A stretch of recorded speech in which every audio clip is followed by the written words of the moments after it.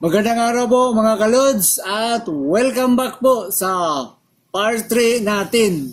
Papalitan na po natin itong dati natin na HPI Hard Power Relay na ETS. So ipapalit natin itong bago natin.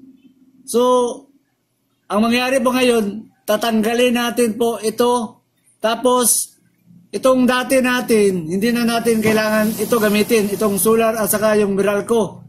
Kasi meron na po tayong nakalagay dyan sa baba. So makikita nyo may solar. Ang ibig po sabihin sa solar dito, galing po yan dito sa power inverter, sa output inverter na 220 volts. Patungo po siya dito para sa distribution line natin yan sa solar. Ito namang Meralco na makikita nyo dito mga lods, nilagyan ko ng marker para masundan po ninyo na galing po ito sa panel board natin. So kailangan may supply tayo sa DIO para pag maglubat ang solar, may backup tayo sa Meralco. So yun po ang bagong up natin na papalitan na natin, na ito yung ipapalit na natin, ang bago natin na ETS na HPR. So sa ganito po na sistema natin, so wala tayong gagawin, isa-shut off na natin yung solar at saka yung Meralco, kasi baka makurente po tayo dito mga lods. So ang gagawin natin, shut off na natin solar at saka itong Meralco. O yan. Tapos dito sa kiliran may makikita po kayong breaker na maliit para po sa supply yan sa LBD. Kasi pag gusto ko mag-manual po dito sa LBD, automatic po shut off ang LBD. Ito manual. So pag i-shut off natin, yan. Pag nag-shut off po ang supply sa LBD, kung naalala nyo po dito sa explanation natin, automatic po na sa Meralco po siya papalo kapag nasa shut off po ang LBD. Tapos pag i-on natin yan at naka-reconnect, balik po sa solar. Yun ang purpose ko dito sa nilagyan ko po ng breaker. So ang breaker saan galing? Galing po ito sa battery natin na 12 volts. Kumukuha ng supply sa battery, nakadirect sa breaker. Dito dumadaan po ang LBD natin. Meron tayong circuit breaker para anytime na gusto natin mag-manual, pwede natin gamitin. O pwede mo rin i-shut off ang solar kung gusto mong ipalo doon sa Meralco. So ngayon po mga lods, ito naka-shut off. Tapos ang breaker na design na tinapping natin, nasa taas ang load side, nasa baba ang line side. So okay lang magkabaliktad kasi reversible po ang gamit natin. Tapos ideal circuit breaker na ginagamit natin, dito po sa solar, naka 20 ampere po ang gamit natin. Ganon din sa Meralco, naka 20 ampere. AC breaker po ang ginamit natin sa dalawa dyan. AC na po mga lods. So yan po mga lods, natanggal na natin. So ito na po yung bagong setup na ilalagay. So dito natin yan ilalagay mga lods. Dito yan nakalagay. So yung wire dito, ganon pa rin. Itatap natin siya sa high power relay na para sa solar at saka sa Meralco. So screw muna tayo dito mga lods. So yan po mga lods, screw na natin. Tapos, itong wire na makikita nyo dito mga lods. Pakita ko muna sa iyo yung diagram natin muli. Ayan. So, itong dalawang wire po, yan po ang wire sa solar at saka dito sa Meralco natin. So, wala na tayong binago. Ganun pa rin ang wire. Ililipat lang natin dito sa bagong HPR natin. So, ang paglalagay po dito, nasa baba ang solar, nasa taas ang Meralco mga lods. Tapos kung makikita nyo, may wire pong dalawa dito makikita. So ano po itong wire? Itong isa, para po ito sa power relay. Galing siya sa 12 volts. Pagkukonektado siya sa LBD. So ito, kukonek po sa LBD output. Ito, high power relay natin, kukonek siya sa LBD. Itong sa taas naman niya, makikita nyo sa taas sa power relay, yan po ang 220. Sa output inverter. So itong puti na makikita nyo, itataping lang natin siya dito sa solar. Supply po ito sa timer natin. Kailangan natin ng supply. Dito tayo kukuha sa solar. Kasi yun ang magti-trigger. Kapag mag-trip ang power inverter dyan, walang supply na papasok dito sa time relay natin. Automatic ang HPR, automatic transfer sa Meralco. Kaya importante itong timer na dito sa solar nakatapping para in case po na mag-trip yan. So automatic rin, hindi wala interruption, walang kakating doon sa supply natin dito. So ito ngayon, makita mo itong pula. Iko-connect natin ito sa LBD natin mga lods. So yan po mga lods, nataping na natin. So ang next natin, uunahin muna natin dito sa baba, sa Meralco at saka sa solar. So yan po, nataping na natin. So pwede na natin yung itakip, yung ilagay na natin ang SPR natin. So ang SPR, titingnan mo ang babote sa likod. Kasi hindi pwedeng babaliktad ang butas. So ilalagay na natin. Yan, so post natin. Yan, post. Okay. So yan, so isa na lang po mga lods, patatapos na natin. So yan mga lods, nataping na natin yung supply sa PR, patungo sa solar. So ang gagawin natin, lalagyan natin dito ng cable tie para malinis po tingnan mga lods. Para hindi siya magulo, lalagyan natin ng cable tie. So, ang gagawin natin dito ngayon lods, so tapos na. Tapos na po, sasaksak na natin yung mga load side natin. Ito po ang load side ko sa ilaw at saka sa outlet. Ilalagay natin siya dito mga loads. Kaya po mga loads, nataping na natin ang load side natin para sa ilaw at saka sa outlet ang ginagamit natin. So ito yung breaker natin sa load side, line side sa taas, dumaan sa itiis natin sa high power relay. So ang gagawin natin dito ngayon, Meralco muna tayo. Isi-switch on natin ang Meralco. Yan, Meralco. Tapos itong breaker natin sa distribution sa baba, yung sa ilaw at saka sa outlet. Switch on natin. So, ito ngayon, gumagana na po ito ngayon dito. Kasi computer shop ito ginamit natin sa mga ilaw at saka sa ceiling fan. So, next natin, isi-switch on muna natin ang solar. O yung LBD muna para makita nyo yung LBD mga lods. May circuit breaker ang LBD kaya hindi pa siya nag-energize. So, isi-switch on natin itong breaker natin sa LBD. So, ayan po, gumana na po siya. So, yan, naka-float voltage.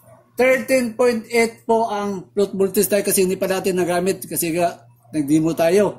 So, umilaw po dito sa power relay. So, pakita ko muna po sa inyong diagram natin. Kung makita nyo, umilaw ang power relay. Itong time relay dito, hindi pa umilaw kasi hindi naman naka-on dito ang solar. Kung makikita mo, ang solar sa 220 sa output dyan sa power inverter. Yan po ang magsusupply dito sa time relay. So nakita mo naman, hindi pa na-switch on ang solar. So wala mo ng indicator light na nakapasok. Tapos switch on natin. So ayan, umilaw na siya. So naka-setting na tayo sa 5 seconds para kunting bilis. So pag 5 seconds, papasok yung, ayan, nag 5 seconds. So nakagamit lang tayo dito mga loads. Ang load is 39 watts.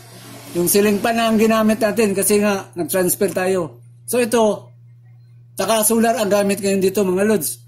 So, ang purpose ko dito sa, ito kung makikita nyo dito sa breaker, kung gusto ko mong mag-manual, wala akong gagawin, i-off ko po ito, papalo yan sa Meralco, papalo yan sa Meralco mga lods.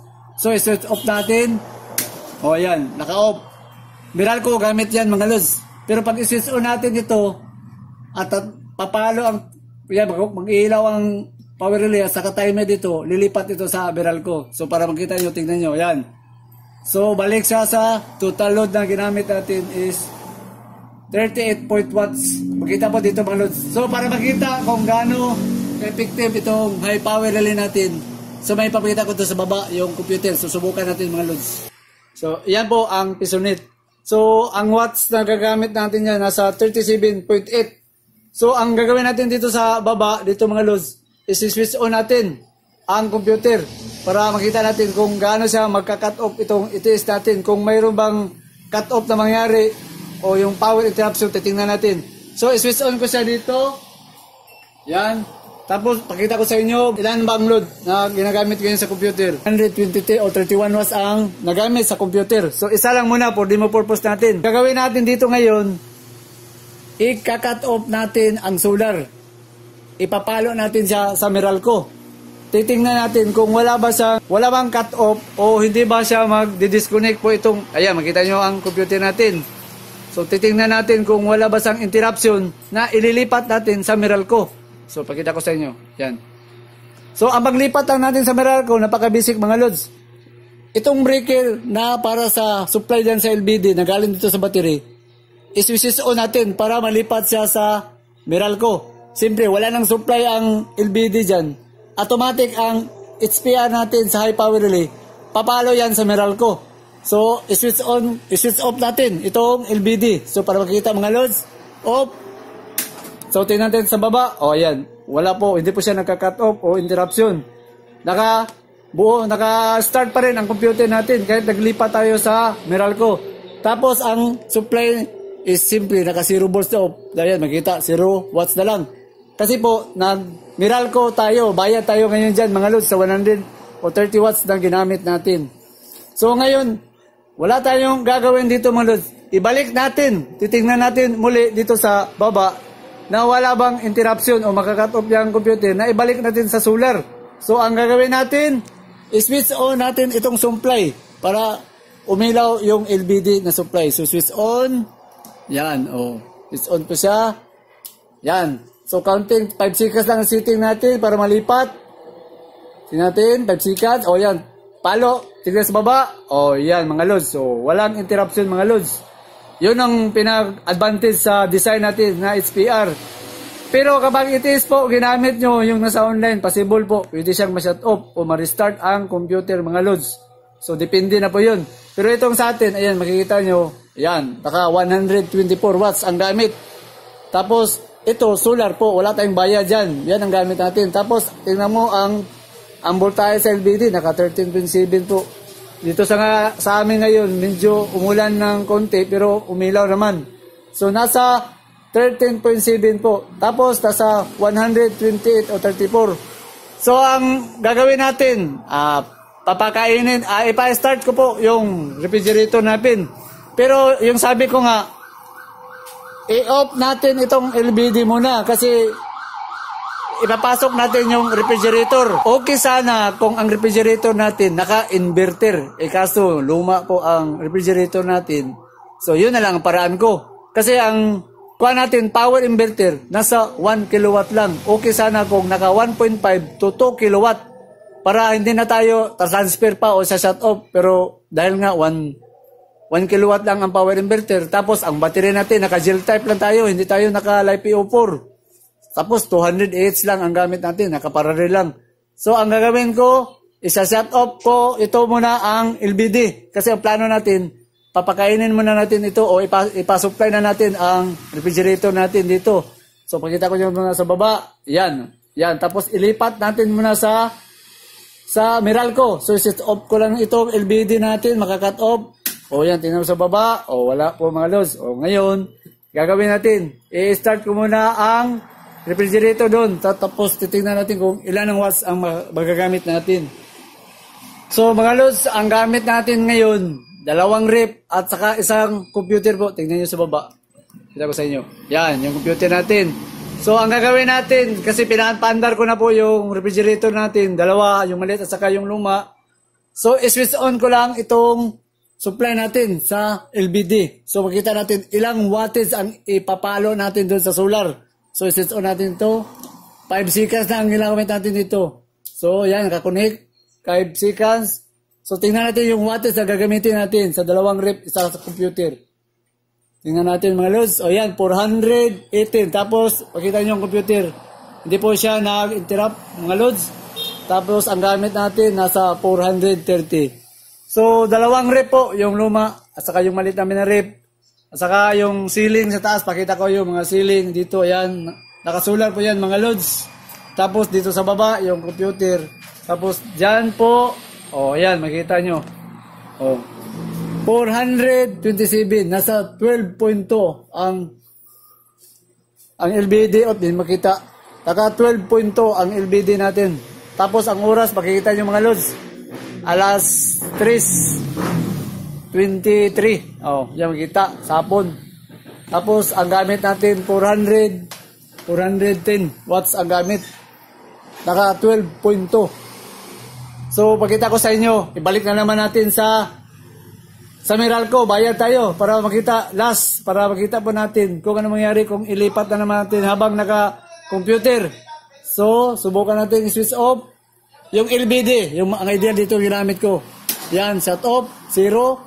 Computer sa baba, yan, nabuo pa rin. So yan mga lods, balik sa 0 po ang wattage.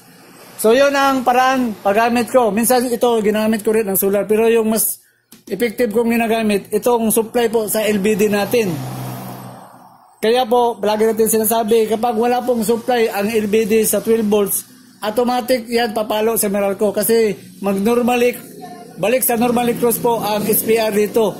Kaya pag nasupplyan po dito ang SPR natin, mag-normally close po yung connection natin dito. So mag-open na naman po ang sa Meralco. Yun ang process natin sa ETS dito na gamit ang HPR. So sa mga kalod natin, kung gusto mo nyo pong itanong at gusto nyo pong makita sa hindi pa nakahabol, ilalagay ko na lang po ang link dito. Kung paano ba mag-install ng ETS na ganito mga lods. Sa hindi pa nakakita, ilalagay na lang natin ang link dyan sa taas. At saka maraming salamat po sa panonood. Paki-comment na lang po sa baba kung may gusto po kayo itanong sa solar power na ginamit natin mga lods.